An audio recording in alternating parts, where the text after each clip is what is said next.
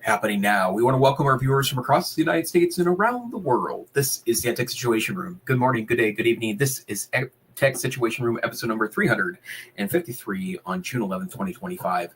My name is Jason Neiffer, and I am the Executive Director of Montana Digital Academy, the state virtual school located on the beautiful University of Montana campus in fabulous Western Montana. Although joining you tonight from the Jason Neiffer homeland, lovely Great Falls, Montana, where I'm spending some extended time with my parents. But joining me tonight, good evening, Dr. Wesley Fryer, joining us from Charlotte, North Carolina. Hello, Jason. I'm glad to be joining and glad for us to be here. We were out camping last week, and the background was a photograph from our campsite a mile high, actually about 5,300 feet, almost to the Tennessee line, just beautiful near Cherokee, North Carolina. So we are in full summer mode, but does your year not kind of, I mean, you have the start of the semesters, but is the workload and the intensity level consistent, or does it even go up in the summer? Yeah, it kind of does go up in the summer, and we have a year-round program, so we have summer classes that we're offering. But summer, I mean, a lot of our staff does take a week or two off in the summertime.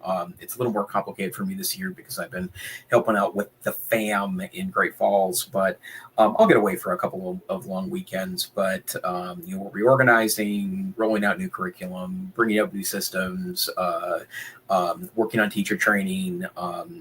Our wonderful team at MTDA. No rest for the weary, but we'll enjoy some more flexible time and try to take it a little easy in the summertime hours-wise. But otherwise, it continues as normal. But I don't think the legislature is not in session, though, right? So is that taking a break from that? It is not, but we're still awaiting the signing of the state budget. So the governor received that. I think it was officially on Monday or Tuesday, and so we'll know in the next 10 days. My core program is looking pretty good, but we had made a couple of additional requests that we'll take a close look at when we are after the governor signs the bill. So as legislative events tend to be in 2025. There, is a certain amount of both drama and politicking going on in the background. So we'll await. We enjoy a great bite of partisan support in the state of Montana, and really appreciate really all the policymakers and that support digital learning and opportunities like ours in the state. Absolutely. You sound like an excellent politician, sir. Well, what is it that we're going to do here tonight besides just do a little banter back and forth as we introduce? Well, I think we're going to talk about some EdTech tonight, and it's been a couple of weeks since we had the opportunity to join each other, but I get a feeling that AI will be in the conversation in some way, shape, or form. Of course, there was new Apple news this week, although it at least seems that some of the articles suggest that it was a little bit of a yawner at the WWDC conference this year.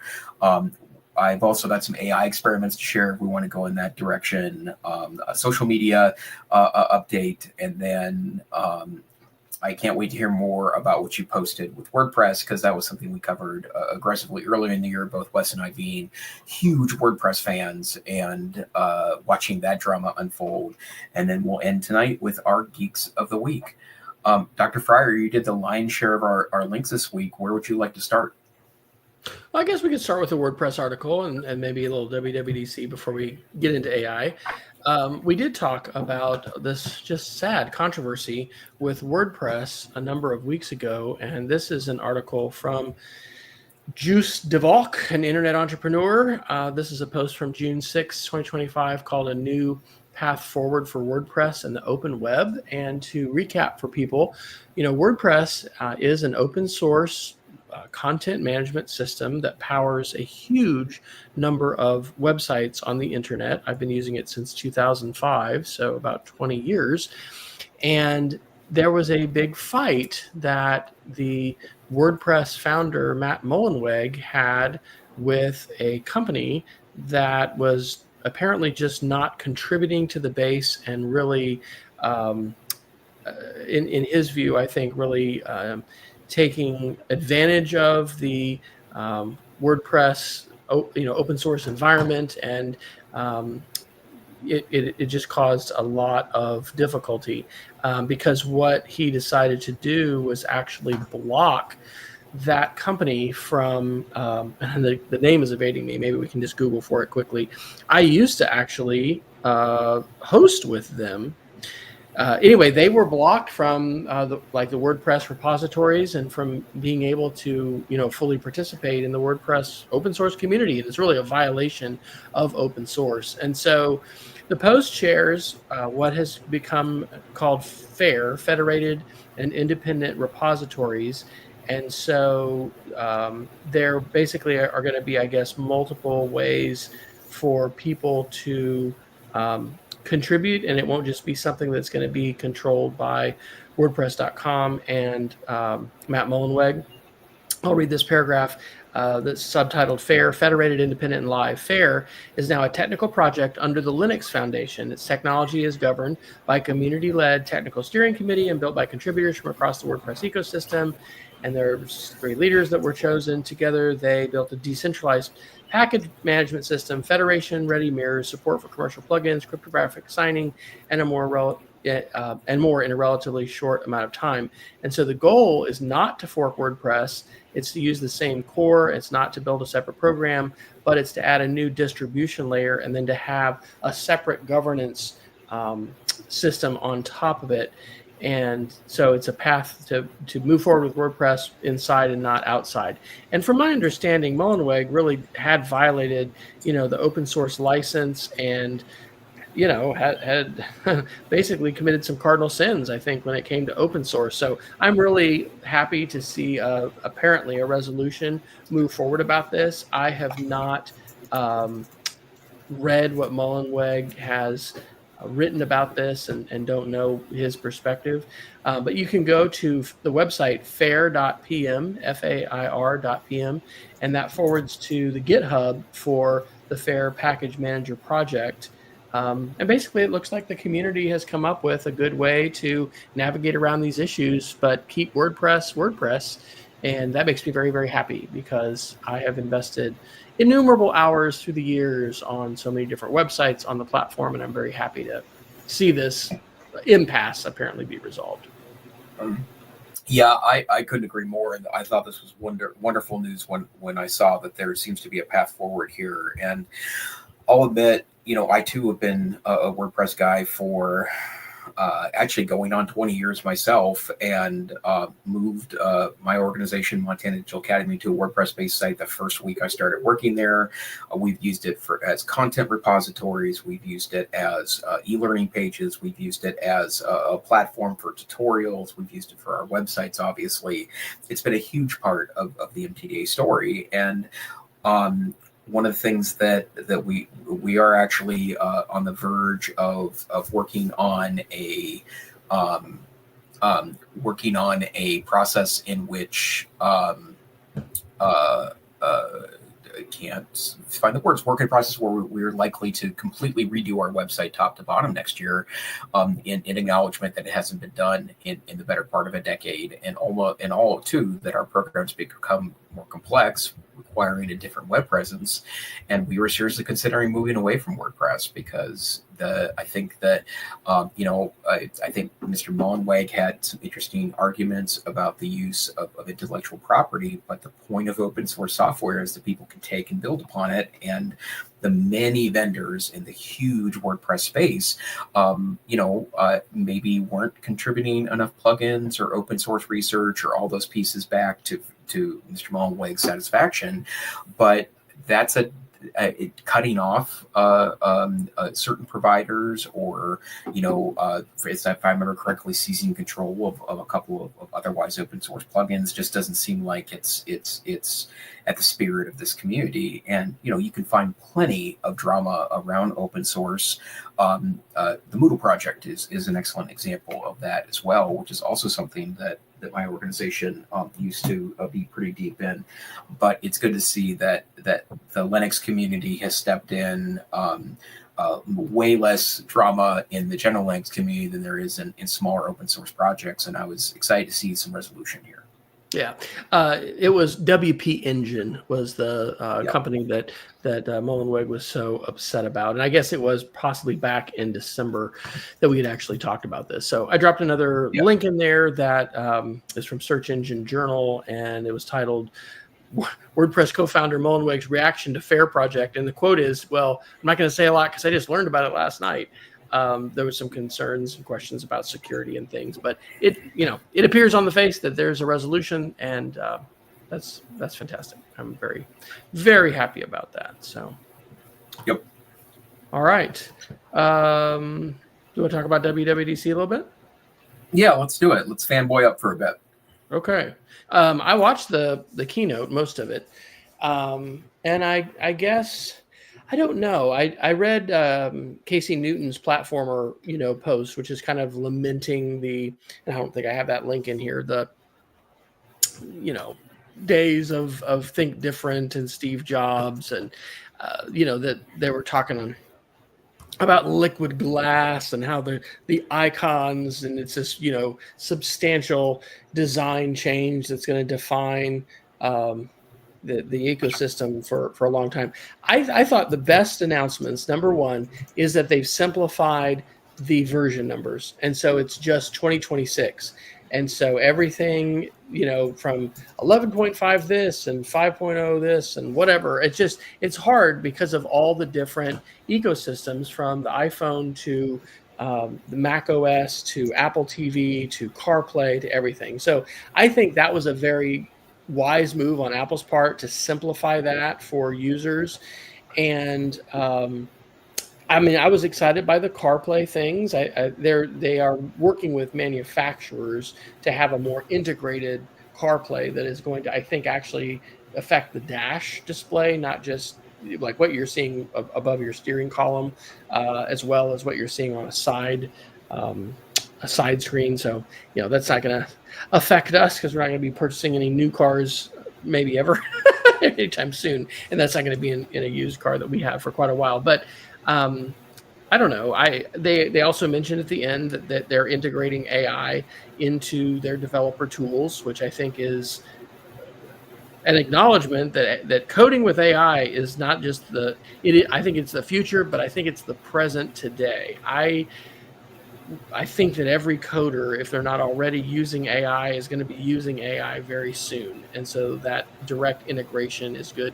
They also had some integration with ChatGPT, and the fact that developers are going to have direct access to the large language model, I think is pretty good. So that was a Reuters article. I'll drop that link in from yesterday, titled "Apple Opens Its AI to Developers but Keeps Its Broader Ambitions Modest." So it wasn't a ground-shaking update, but there were some good things, and Apple is continuing to provide a very wonderful integrated experience. So it wasn't a dazzling, and I will say that the part about what's the VR that Apple has? Is it Vision Pro? Oh yeah, the Apple Vision Pro. Yeah, I'm not feeling it. I have not done a demo in an Apple store or know somebody who has one of those, and I don't know. That has not seized a hold of my imagination, but I think it was a good update. It's always amazing to see how they use video to tell their story, and they do such a great job. The infographics that they have at the end of each section as they summarize, well, here were the updates for Mac OS, and here were the updates for tvOS. I don't know. I think those are best practice, and I may continue to use those with students as we talk about storytelling, marketing, infographics, visual communication, all that kind of stuff. So, did you have a chance to take a look at some or all the keynote? I saw some clips from it, and I mostly saw Craig Federighi making fun of their development team or their marketing team for coming up with the new Tahoe name, which I thought was pretty amusing. One of the things I like about, especially, well, actually, this was true of the Steve Jobs era too, that they're not afraid to make fun of their own people, which I think is a sign of the culture there. But I think the criticism levied against Apple, with one exception, is not fair.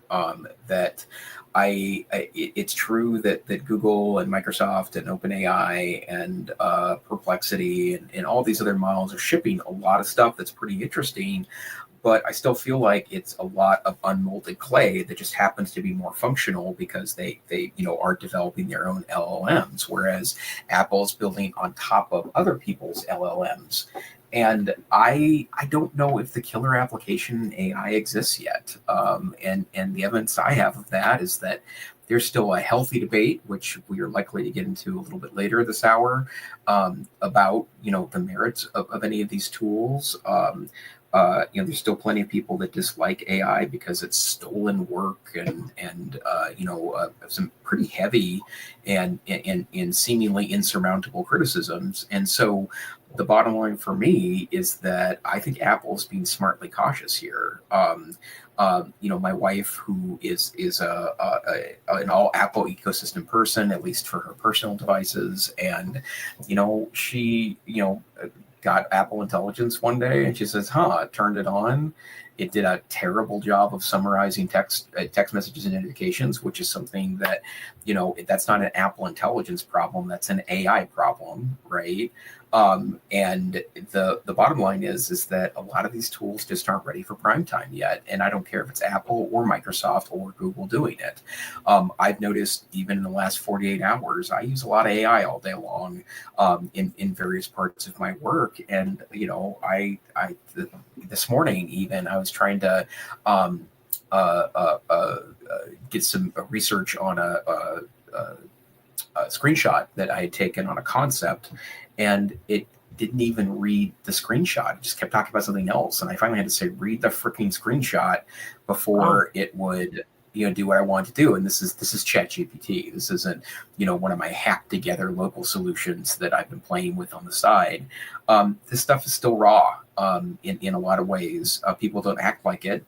And certainly people, including myself, treat these tools as very advanced. But I think Apple is doing the exact right thing, and I think all the hand wringing about Apple and how boring their releases are, the stuff still works a lot better than equivalent operating systems elsewhere. So Apple, keep doing what you're doing. Yeah.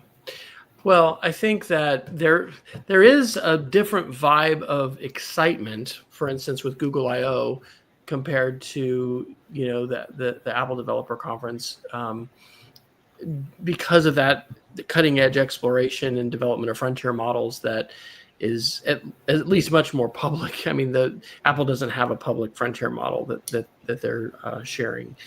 So yeah, I dropped the link into, and I think maybe you put that in to the platformer post by Casey Newton. So Apple is shipping through it. I think, Apple.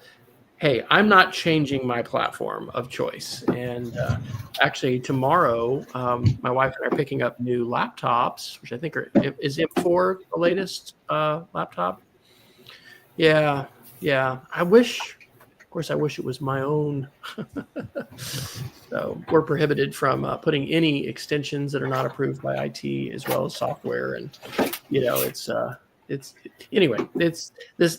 there's all kinds of constraints when you have organizational IT hardware. So I'm thankful to be at a school that uses Apple devices, and I'm thankful to have new equipment. So I'm not publicly complaining here, but I love the Mac. I'm on my wife's M1 laptop here, and using my iPhone 13 as the continuity camera, and it's I'm certainly not forecasting a platform change. And while I am super wondering, though, and this isn't even on the thing at all, but have you read anything about if Chrome has to be divested from Google, what happens to Chromebooks?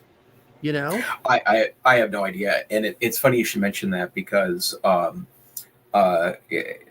well, as you know, I'm constantly just playing with tech in a nerdy way. But one of the Linux distributions that I often use has a ungoogled Chrome that you can download that is Chromium, but more stable than Chromium, that is de-Googled, which means that there's no signing into a Google account or anything, and it's fine and it's fast, right?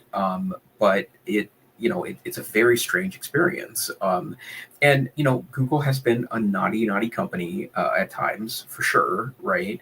I don't know if they're any worse than the other major players here, to be really honest. But the bottom line is that I don't understand a world where Chrome is a completely separate entity from Google. I still think that's a completely bizarre piece. And the point you make, Wes, about the web browser, like they're literally, I think, canceling an operating system, right? Because and maybe that's the reason why Chrome backed away from pulling the browser away from the operating system. We talked about that a year or two ago, which I thought was a wonderful thing, actually. They started moving in the other direction, maybe just so that there couldn't be a Chrome that existed with separate browsers. But yeah, I think that actually puts a lot of schools in a lurch that is quite unpleasant. Have you noticed Chrome just taking an enormous amount of memory though lately? Because Yeah. on both my computers and getting these errors of too much, not enough memory available and things like that. I'll talk in the Geek of the Week about some experimentation I've done with some browser alternatives, but I don't know what's up with that. But yeah, that's we don't have any articles about that today, but that is something that we're continuing to track and would have a huge impact on schools. I don't know the numbers. I'm sure they must be out there. We could probably ask, it's Gemini Deep Research, right? We could probably ask it, Yes. to try to give us data on, numbers of what kinds of platforms schools are using for student devices today. And I would be shocked if Chromebook was less than 50%. Yeah. I feel confident that that's more than 50% in like all states of the union at this point. So anyway, we'll see. But that also involves the courts. It involves lots of politics, and who knows? Who knows what's going to happen with that? Anything else on WWDC or anything you've heard about? No, I mean, I am looking forward for the next versions. I think the version numbering is smart. I think the current the current look, I guess, for lack of a better way of putting it, of iOS and Mac OS and iPad OS is just fine to me. So I don't think it feels dated at all. But that said, I'm sure the new version is quite beautiful and takes advantage of all the Apple hardware. And I think this is the last version of Mac OS that will be supported by Intel. If I remember correctly. So the 2019, early 2020 devices, this is the last version. And so, from now on, they'll be able to just focus on, the quite wonderful Apple hardware, the Apple Silicon, as they call it. So we'll see. I mean, I'm sure it'll look great, and I'm sure it'll work just fine. And it's a great platform. Have you played with Freeform very much? Because I have not. It was basically demoed. It was contextually demoed, not as a separate product because it came out in 2022, but in one of the updates of one of the products that they saw it, and it made me think about it. Have you all played with Freeform much? No, not at all. Because it's a whiteboarding app, and I'm curious I need to play with it some more and see how, if it's sort of Padlet-like, Jamboard-like, whatever. So, well, and for me, the lack of, or at least I think you may be able to send a link to someone else on a non-Apple device, but I'm in a multi-platform organization, sure. right? Yeah, we're about 60-40 and maybe 50-40-10 between Mac OS, Windows, and Chrome OS, and that that makes a real difference. And if I were to go to a secondary device, I'm more often going to a Chromebook than I'm going to a Windows laptop. Yeah, definitely. Okay, well, please take us to AI land, sir. And whenever you're ready to do some experiments, we'll jump into those, because we've toyed with the idea of just doing an AI demo session at some point. So I'm sure you stand ready to be able to do that for multiple hours consecutively. Yes, that's for better or for worse. That is true. Let's start with the Character.AI articles, Wes. I think that's a good place to start. Okay, so for those that have been listening, we have talked a fair bit about AI chatbots and this case of Character.AI, where a teenager committed suicide as a result of interaction with this Character.AI chatbot. And so this first article, and there's a series of these, comes from the Tech Justice Law Project, and it's headlined "Big Win in Our Character.AI Lawsuit." There was a motion to dismiss at the end of May, and Judge Conway, who is overseeing the trial, wrote what they called a thoughtful and nuanced opinion, allowing the client's claims to go forward against the defendants, which is Character.AI, the co-founders Noam Shazer and Daniel DeFreitas, and Google as well. And so the legal reasoning that they were putting forward is basically it was to say that that there are free speech protections for chatbots. And so marketplace.org had an article yesterday. A federal judge ruled AI chatbots don't have free speech protections for now, and that may seem kind of odd, but this also just kind of falls in with Section 320 protections for social media companies. The idea that when you create a platform, the things that users do with that is not going to be the responsibility of the companies. And so innovation and creativity, therefore, is going to be supported. But the question is, if you release products that have destructive effects, and in this case, someone died, should there be liability for that kind of situation? And the article in Marketplace talks about the background context. Last year, 14-year-old Sewell Setzer III took his own life after having months of conversation with the chatbot powered by Character.AI. And so that was kind of an update on the court cases. And then these other two articles are updates on the feature set. So this is a CNET article from yesterday, June 10th. And it's titled Character.AI, What to Know About the Role-Playing AI Tool and Its New Video Features. And its subtitle says, the chatbot and now video generator lets you have surprisingly realistic conversations with AI-generated personas of athletes, celebrities, and politicians.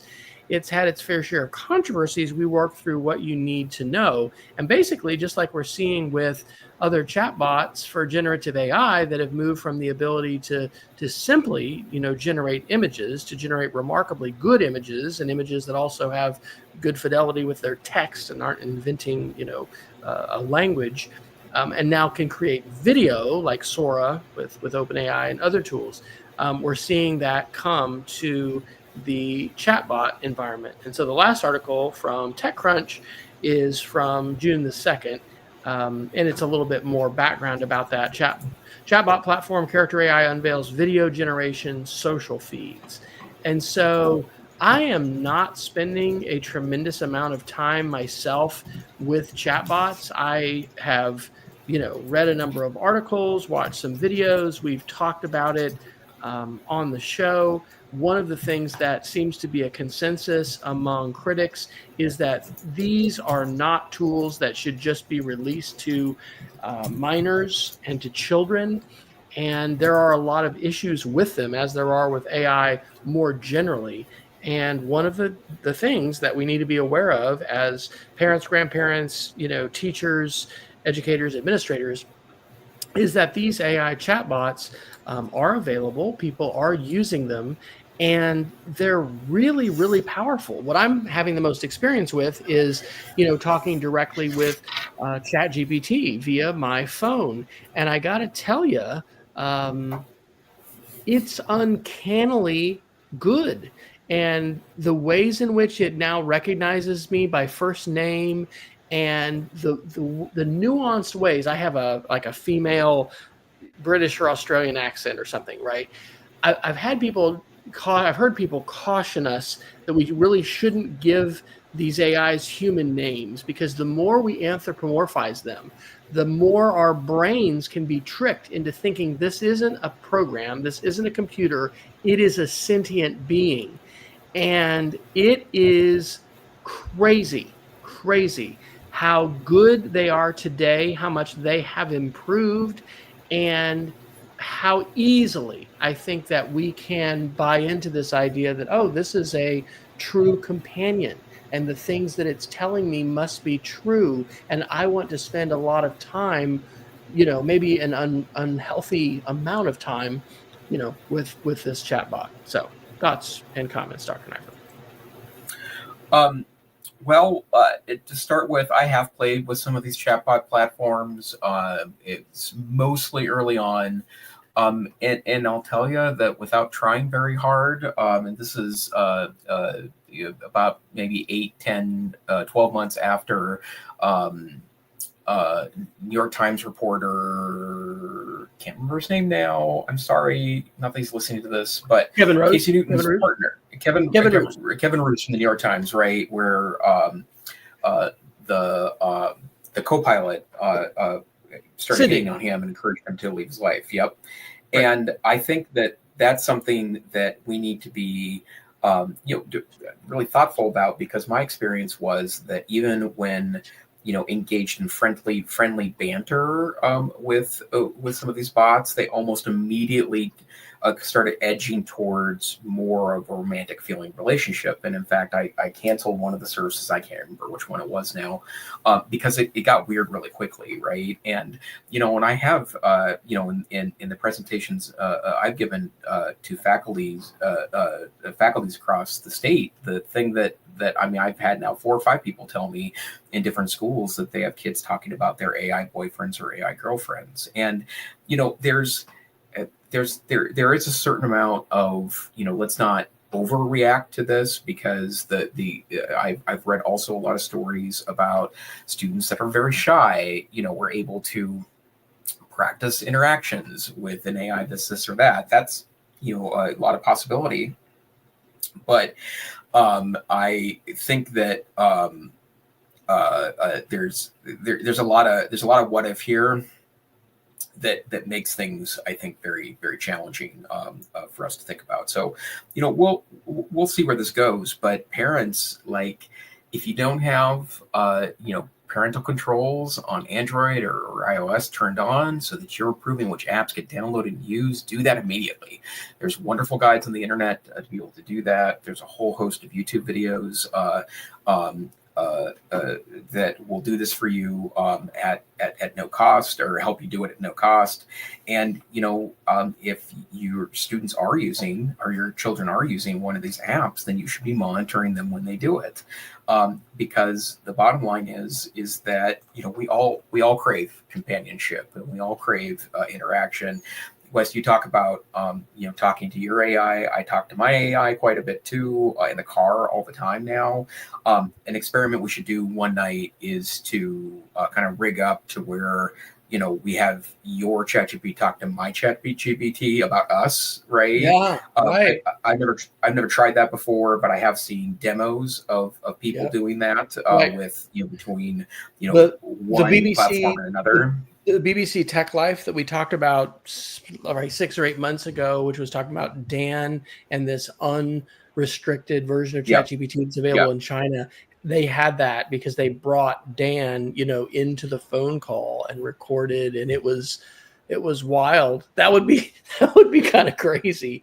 I actually just erased the memory that I had in ChatGPT. It had filled up, and I share, I'm going to publicly disclose this, but my wife will periodically use my ChatGPT account, and then our daughter will also. So I'm just paying for one pro account, and I rarely reach a point of running out of whatever tokens and being able to. I did run out of the voice ability. Like I had to because it was like an advanced level, and then I got to that point where it wouldn't be responding with the advanced voice anymore, which, boy, isn't that interesting. But it would. Let's do that. And I think what we might have to do is set up conversations where we have given unique names. Because I did ask this last week to ChatGPT. I was like, "What is your name? What do you want me to call you?" And oh, you can call me whatever you want. Well, is your name Sydney? And oh, you're talking about Kevin Ruse. Or anyway, I ended up prompting and do I even say she acknowledged, knowing that story.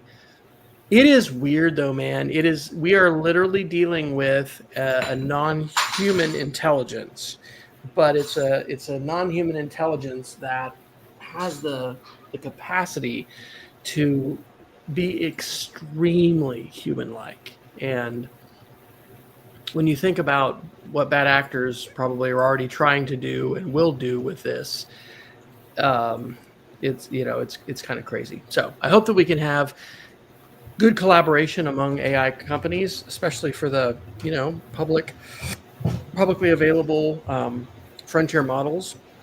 There's going to continue to be open source models. And sorry, my printer is starting to.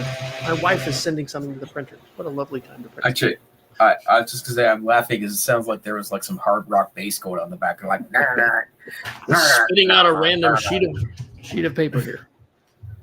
All right, hopefully I'm not gonna have to go unplug it. So anyway, yeah, chatbots. We gotta continue to monitor this, and I absolutely think among different conversations that we need to be having with parents and grandparents and guardians and other caregivers in the coming year. That is a really important one. And it's one that I think I will find ways to talk with my students about, but also end up talking to my parents about, just because, parental controls are super important. And these are tools that every expert that is involved with, child psychology, child development, the care of young people, nobody is saying, oh, these are great. Just, turn your kids loose and let them rip. No, that is absolutely not the message from anybody who is involved in education and child development. Yep. And the lessons we should have learned from the internet and mobile era is that you don't let your kids tell you that you couldn't understand. And if they can't answer your questions in a satisfying way, keep digging. Yeah. And that's not just true of AI. It's the same conversations we should have had and should be having now with our kids regarding social media as well. Well, I think that the Center for Humane Technologies point about AI and social media is that we've already had a first contact with non-human intelligence, and that was social media. Yeah. And that did not go well when we just, let the tech companies, sort of handle it and try to come up with tools and ways to mitigate these harms. In fact, there's really good documentation in the case of Facebook specifically that they're very aware of these very bad harms, especially to teenage girls, and they did not take action. They profited from that. So we need to be taking action as adults. And while I agree that, it's not like the Satanic Panic, the Dungeons and Dragons, oh my Elvis, oh my gosh, it's Elvis. We always tend to have tendencies in society for older generations to really get, bent out of shape about some of the things that the younger kids are doing. There are real harms here, and there's real reason to be concerned. And I don't know if we'll talk about the AGI articles, but the degree to which these tools in very short order are developing, phenomenal capabilities is, I think it's alarming. It's also exciting. It can also be beneficial, but it's also alarming. And in terms of seeing harms that are happening with young people and relationships, those are all things that we need to be very concerned about. Absolutely. Well, Wes, in my opinion, we have two routes we could go next. We could go down the AGI rabbit hole, or we could go down the AI experimentation rabbit hole. I vote for demos. I vote for demos. I think we've been down the AGI one, and I always learn new things when you're demonstrating. So that would be my vote. Okay, well, tonight I'd like to show off some deep research stuff, and I am just completely loving all the deep research tools, and I just want to give some examples that I see that my operating system agrees that it's a good time to do to do that. Mine, Um, mine was. Am I going to do that? It's popping up a uh, bubble. Okay, my mojo powers here in StreamYard and with Apple are less than yours, I'm afraid. Go ahead. I get along well with my operating system. So Distract. I I want to start off tonight with talking about if you have a Google account, then you have access to Gemini. And Gemini has a feature called Deep Research, which we've talked about a couple times in the podcast. But I think sometimes we, in part because of the large amount of hand-wringing that exists around AI, forget that there are some really great and practical things you can do with it that I don't think are of controversy really at all. And so I am sharing a prompt tonight that I have used in some way, shape, or form probably a couple dozen times in the last 6 weeks, and that is to create buyer's guides for products utilizing a deep research tool. And so in this particular case, I said, I want your task is to generate a comprehensive buyer's guide to audio and video transcription software for Windows, Mac OS, and Linux. It should include this stuff. It should be structured this way, and please write the guide according to the structure. And so I stuck that in a deep research tool, and I did put the link to the Google Doc that it created, and it's pretty darn good. And I asked it for all varieties of software, whether it was cloud-based transcription or local LLM transcription, or you could use your own API key from one of the prominent providers. And it goes through and it really describes all these really, really, really, really well. And when you're looking for a piece of software or you're looking for a piece of hardware, and I'll give you another example of a way I've used deep research. I oftentimes will buy used laptops on eBay for family members. I prefer to get like 3 or 4 year old Windows or Mac machines because they're usually just off of warranty in a corporate environment, and corporate laptops are much more hardy and will last much longer than the kind of cheap junk that tends to be at a retail store. And so I'll say, make a comprehensive list of well-reviewed laptops from 2022 and 2023 from Windows. Give me are they RAM upgradable? Are they, what do reviews look like? And this is the case that this is the case for the transcription software that I wanted to find across different platforms. And you can ask it for really any comparative point, and if it can find the information, it's going to give it to you. So here's all the free and open source software that does audio and video transcript. Here's the paid services, many of which you've probably heard of before, things like Otter.AI. And here is, there's one more feature too. Oh, I think it was mobile apps that do the same thing. Also, which pieces of software do the transcription locally. In other words, they download an AI model to your machine and run it with your own hardware, which is pretty great for privacy purposes. But it created a 42-page report in about 10 minutes and did a really wonderful job at providing me a comparison point, and it's also going to give you a link to all the sources it cites. And that is incredible. Yeah. And so pretty great. Now, I also included in tonight's show notes another version of this. That's a 42. That's a 42-page document, by the way. Yeah. Wow. And imagine for a moment, Wes and I both being, lifelong nerds. It's like the PC Magazine shopper's guide in 2001. When you're looking for a scanner or something. And let me interject here that I'm thinking this could be a powerful thing to do with students. I mean, in fact, I'm teaching 3 different summer camps this summer that'll start at the end of June, and being able to ask students to make web pages. One of my camps is are cool websites. But then, use this content, but then, make it visual.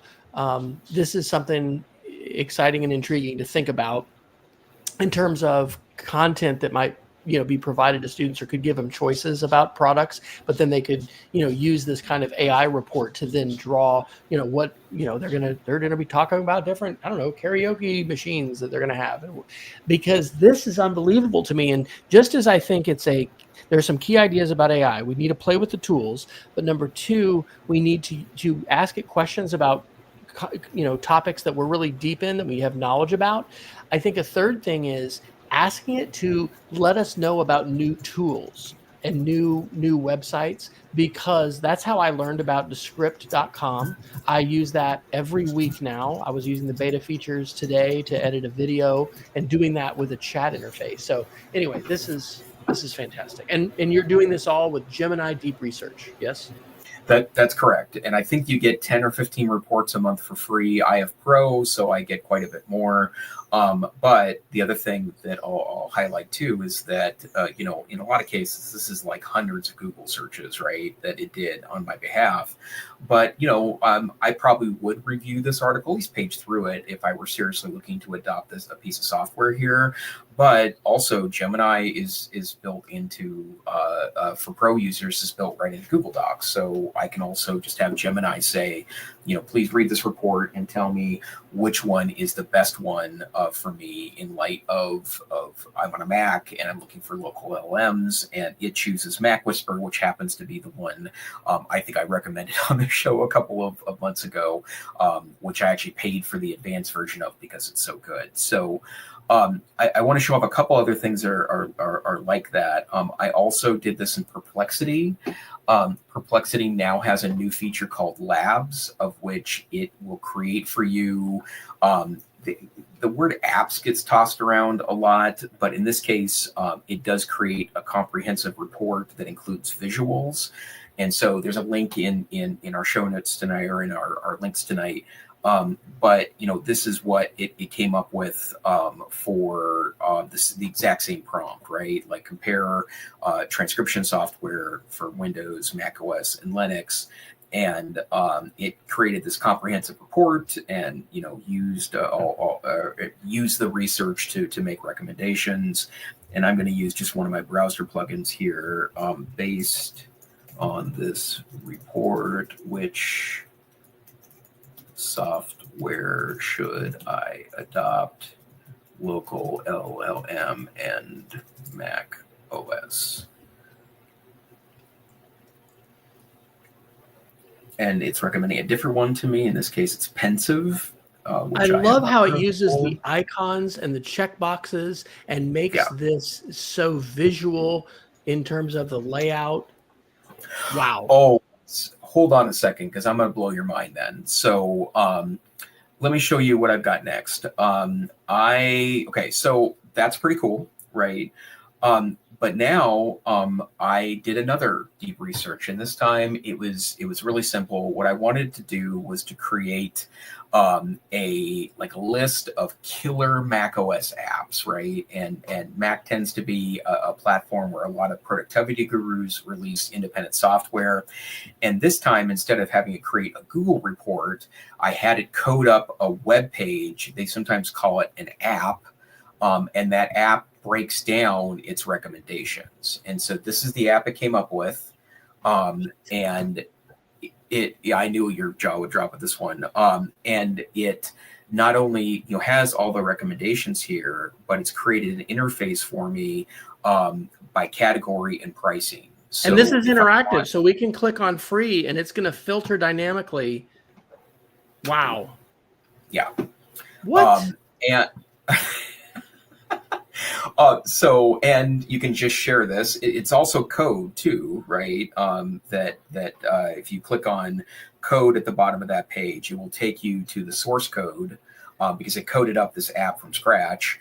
And now you have code that made that app for you. So it's can you collapse? Cool. Can you collapse the top? Because like on my smaller screen, when you're not in the code view, when you go back to the preview mode, that top section, when you scroll down, it just has a small little window down Yeah, there at the bottom.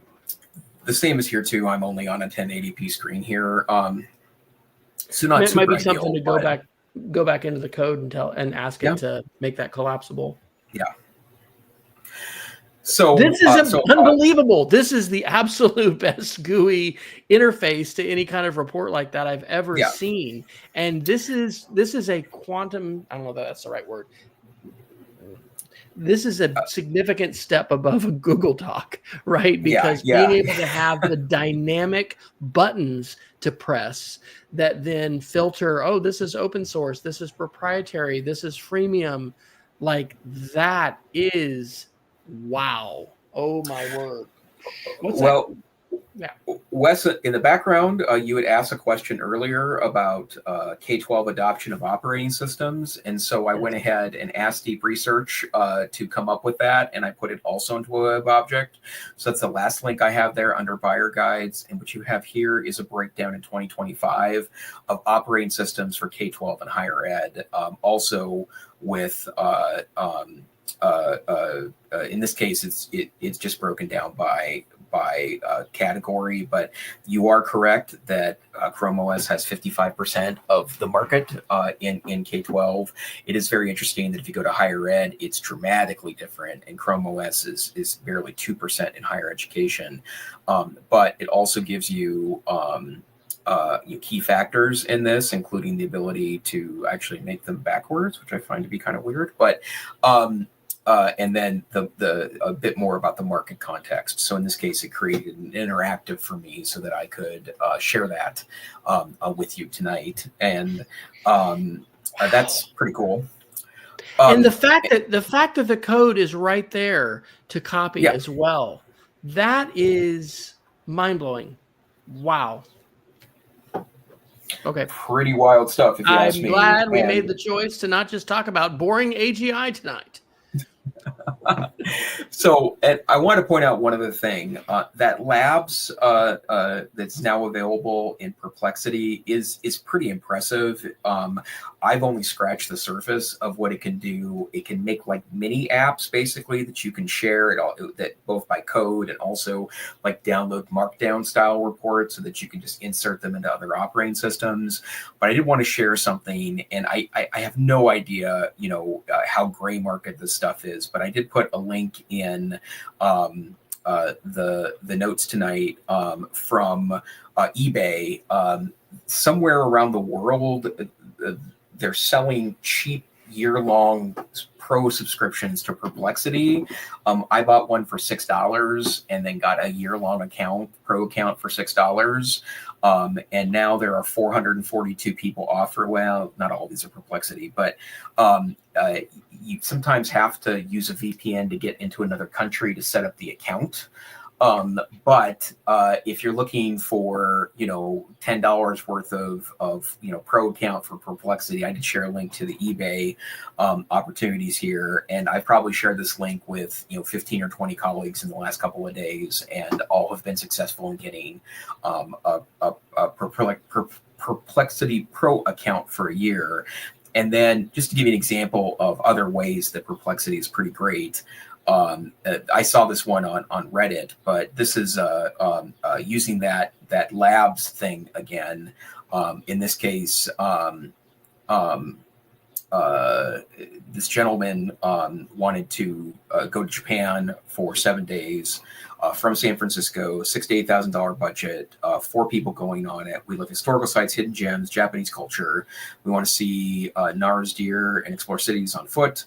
Blah, blah, blah, blah, blah. And it, researched 50 sources here. You can see all the sources it used. And then it created a comprehensive itinerary, including an interactive web page that they could utilize, everything from cultural considerations, essential phrases, maps and transport, a budget, and then some travel tips, and then you could download the code for this app if you wanted to, and then here are all of its suggestions related to the different days and the different locations.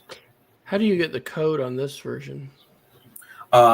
If you go to like right below that little web page you created, you can just download code. Oh, okay. So it's for each section. So okay. Well, for the interactive, but you can also go down and export this as a Perplexity page, doc file. I usually use Markdown now as my preferred piece, or a PDF. So either way you want to do it. Oh my goodness! Wow. Pretty wild stuff, huh? Yeah, And it just really elevates. It just really elevates the possibilities of what we can create, because if we can, if we can speak it, we can create it. But how developing helping cultivate the creativity and imagination with which we can really push these tools is a very different idea than just like, hey, let's learn how to bold, italicize, and use center alignment on our document. I mean, it's just wow. Oh, you think you're going to use one of these for an upcoming trip for travel planning? I probably will. Yeah. I mean, I will say, and I think we mentioned this last year when my wife and I went to Japan, we did find some cool out of the way places by, we're in Tokyo for 2 days. Here's what I'm into. Here's what my wife's into. Come up with 4 or 5 things that we could do together. And then we ended up at an origami paper museum that included there was an open, not factory, but like workshop where there was this master origami paper crafter who was making these sheets with all these, 200-year-old machines for pressing paper. And we could just walk right in there. Like, it was like, the museum itself was pretty cool, but we went upstairs. Like, there's no one even in the building other than this dude that was, making these just beautiful handcrafted papers. And it wasn't in the guidebooks anywhere, and we wouldn't even know the place existed if we walked by it on the street. And so we had the opportunity to visit a beautiful workshop, go through a museum, and then there was a store next door. And I'm super into office supplies because, of course I am, as a huge nerd of many varieties. And so, we had to create what are the can't miss office supply stores to buy cool Japanese pens and paper and stationery.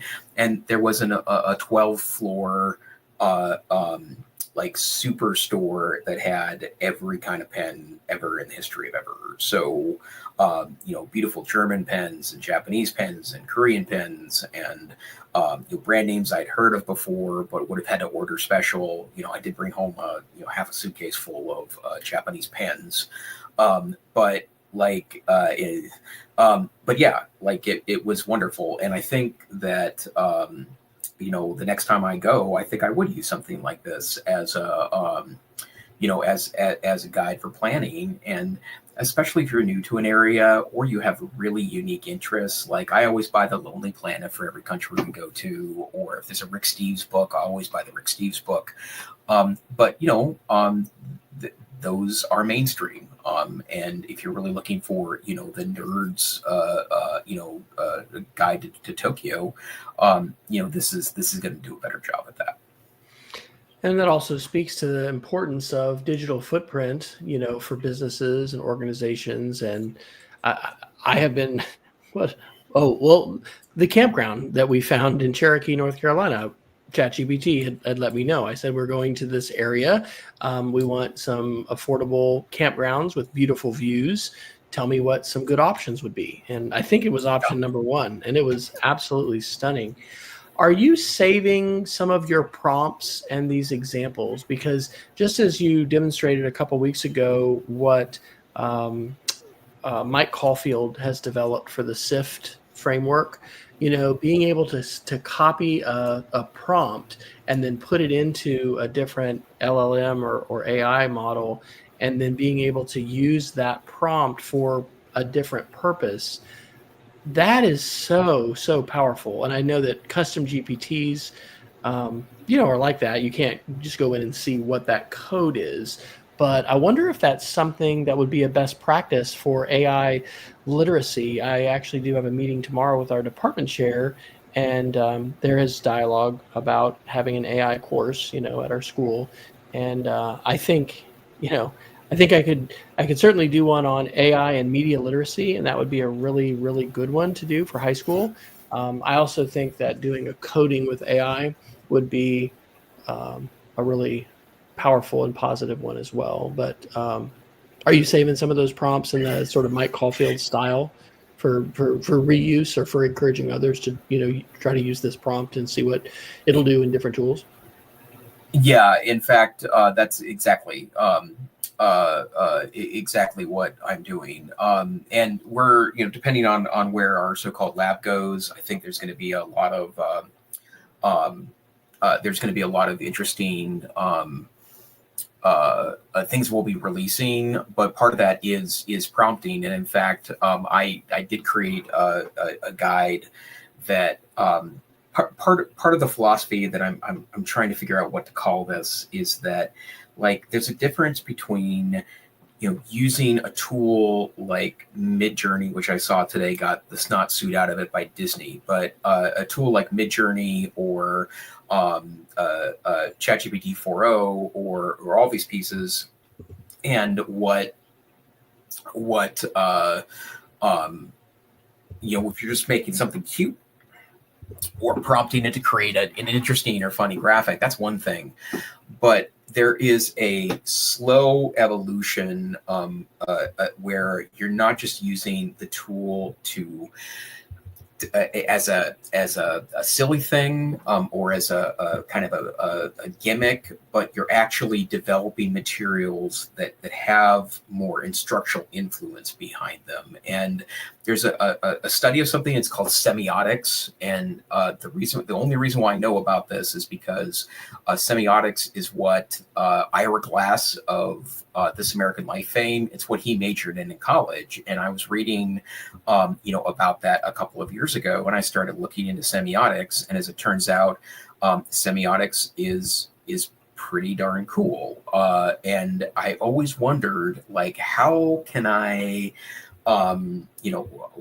use this in instructional design, right? How can I use it to make the distance learning classes that my organization develops, help to make it better? Well, I've come up with what I call Vibecraft, which is a philosophy of, and I have a whole huge crazy document on this, but it basically is, how do you move from creating cute, kitschy documents, right, and instead actually make images that have instructional authority, or they give a certain vibe to them so that they are better accepted, or like with icons, using the Noun project with icons, using those in presentations, exactly. Instructional materials to help with visual communication, but doing that as like an MO, like this is the style with which I want these instructional materials to be created. Is that what you're saying? Yeah, exactly. The pedagogy of best practice for semiotics. Yes, exactly. And so, and using a bunch of AI back and forth, I kind of came up with for lack of a better way of putting it, an evolution, right? Like it's, and I need to bring up my little Vibecraft. Even for slides, isn't that interesting to think about? Oh, yeah. Like creating a custom GPT or something and saying, hey, I need a slide for this. Like, I think perhaps I don't know the degree to which you're doing this, but I tend to like to use a lot of slides. I think you do too. Yeah, me too. Just for different concepts and ideas, and the time that would take in the past. But yeah, being able to say, this is the style. Here are examples of past presentations I've made, and now I'm going to give you the key points that I want you to. Wow. Yeah, and I want you to throw up my screen here for a sec. Oh, sorry. This is kind of where I'm going with this, but there is something behind the notion of, like, again, you can create things with aesthetic novelty, and that's cool, right? But can you use these amazing tools do some wild stuff in regards to making the visuals actually do you some favors on the instructional side, right? And again, is this out there? You're darn right it is. But I think this is where when we take AI and kind of dismiss it as a novelty or a parlor trick, right? That this is where I think we could really give teachers the ability to make better custom materials for their students.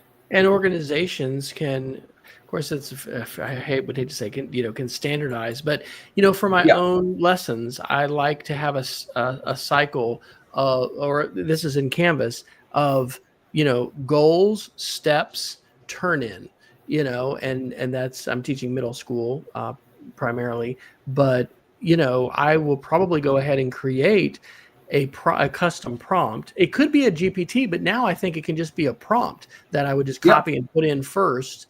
And then, I found myself using, with minor edits, phenomenal lessons that I was able to say, I want to do this, this, and this, use this style. Here's examples of past lessons I've done, go.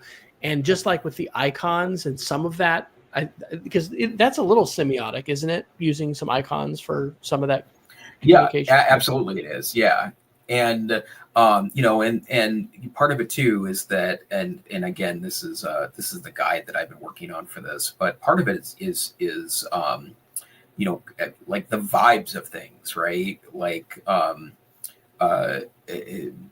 the street art is an example, right? And so you're asking, the prompt is actually is literally saying, adopt vibes of old school tattoo flash sheets, or going down the rabbit hole here, post-war automobile. I love this, post-war automobile brochures, right?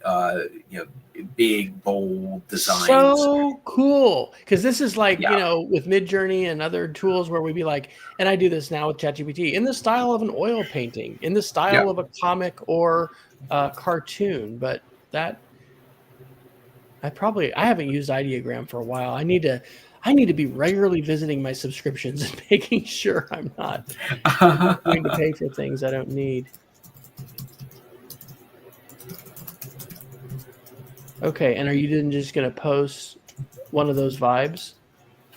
Yeah, look at that. Look at that. And I think the portability of this when it's just in a prompt. See, look at that. Now, of course, look, it's all spelled right too. Yeah, Jetsons. What does that say at the bottom of the third one? That's okay. There's a few invented. There's a few in there that didn't really make it. The root. Yeah, right. So, look. I mean, and you know what? The folks. I know we're not going to get to these articles, and we're a little bit over time. We're going to have to get to the weekend here in a minute. But we do have a fair number of grumpy folks that just don't want to have anything to do with AI. This is really cool. What are you going to do with this? This is going to turn into a training at some point, and then probably, in fact, I think I just the Mountain Moot is early next month. And in fact, I should say, because I announced on here before, we're not. I think I already told you this. We're not having our conference this summer. Oh, I don't know that I heard that officially. No, I didn't hear that. Yeah, we decided to postpone it because for a variety of factors, but that's okay. So I'm going to go hang out at the Mountain Moot in 3 weeks at Carroll College, and I'm going to debut my first presentation on this stuff there. Wow. But it's going to start off as a presentation, and if we're able to open up our lab, then this is one of the guides that we're going to release. Please consider recording your session. I don't know if they're going to do any live streaming or archiving, but Jason, this is super freaking cool. Absolutely. Yeah. And then as you have some different examples that go with this, because this merges such a potential body of knowledge about artistic styles.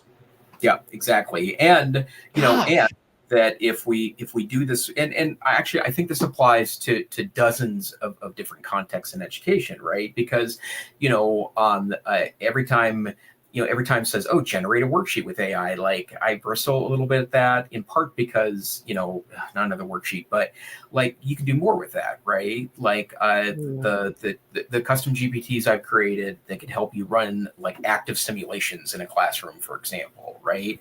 Like don't get stuck on, doing, just making something faster to get something for kids to do. Like, use your smarts and what you've always wished you could do, but there wasn't time to develop, and then make it better. And invite the students to be doing the creating. That whole mantra of whoever's doing the most work is doing the most learning, and if we as teachers are doing the most work to prepare that lesson and deliver that lesson, we're going to be the ones doing the majority of the learning, most likely.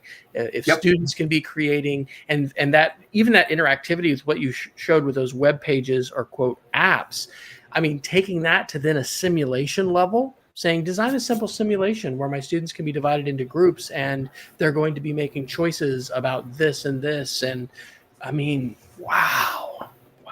Yeah. I think we need to write pretty darn wild stuff. I think we need to write playing with AI. I think we should do it. I think we probably do. I think we should. Okay. Well, yeah. I think we should probably Geek of the Week it. We are a bit over time. Do you want me to go first? Yeah, go ahead. Okay. As listeners to the show may know, I continue to facilitate a monthly webinar for the Media Education Lab for the Media Ed Club. And this month, June, we did a session called Beyond the Algorithmic Feed. And it featured an interview as the required media that Mike McHugh, who is the founder of Flipboard and has the podcast and web show .social, did an interview with the inventor of Blue Skies, Paul Frazee, and it's called Creating an Atmosphere of Possibility. And it is a lot about the Fediverse and not just Blue Sky specifically, but federated platforms. And that was a pretty invigorating presentation, and it was archived, and you can check that out. And then, Jason, have you played with LibreWolf? Are you familiar with LibreWolf? No, I'm not. Okay, well, I have just been thinking a bit more about surveillance and privacy and these kinds of issues, and so I've been experimenting. LibreWolf is a ported version of Firefox that is very privacy focused. It's basically custom Firefox, and so anyway, I've checked it out. You have to log in persistently. There is a way to sync bookmarks with some other tools. But anyway, I've been playing with it a little bit, and part of that is also my frustration at Chrome's becoming bloatware and just like taking up 2 gigs of RAM, memory, and like, what the heck are you doing, Chrome? So I haven't fully transitioned to LibreWolf, but it has been an experiment, and I would be interested if people are doing other kinds of experiments with different browsers besides just the standard Safari, Chrome, and Firefox. Our tech department is actually prohibiting the use of Safari on all the Macs now for cybersecurity. Which is curious. So anyway, I'm interested in what, and we're prohibited from using any other unapproved software on our machine. So I will not, for the record, be using LibreWolf or any unapproved software on my machine. But I think privacy is important. I think surveillance is important. We had a kind of a lot of discussion about that, several years ago. I ended up doing a TEDx about that topic. And so anyway, those are a couple of my recent experiments. How about you for your Geek of the Week? Well, I want to share something that's actually been really important for me in the AI era. I do, have a dozen or so tools I'm using pretty regularly, but there's a great piece of software called Web Catalog that essentially allows you to install web pages as apps. So they have little icons in your icon tray. It does cost, and I can't remember if it's $4.99 or $9.99. I think it's $4.99 a month to do that. But what's great about it is that, obviously, if you're a tab hacker, shout out to my buddy Mike Agustinelli, who is the king of all tabs. But I, especially when I'm, utilizing a tool often and want to click back and forth to it and not, alt tab as opposed to, having to go through a lot of tabs. Then Web Catalog allows me to install any sorts of web-based things as an app, basically on my machine. So worth every dime for me, and it's helped me really organize my Mac and Windows screens. And I'm looking back at old web pages where I had put in Mac apps, and so years and years ago, I'm trying to remember and I can't find it right now. But there have been some tools like that make a web page basically act like a single running application. It's really cool. All right, well, sir. Dr. Fryer, where can people find you on the internets? I am all over the place, but you can go to wesfryer.com, and I love Blue Sky, and I like to share. So I'm still in a bunch of places. How about you? Well, I am mostly at LinkedIn at Jason Neiffer, or you can go to my website, aicentrist.com.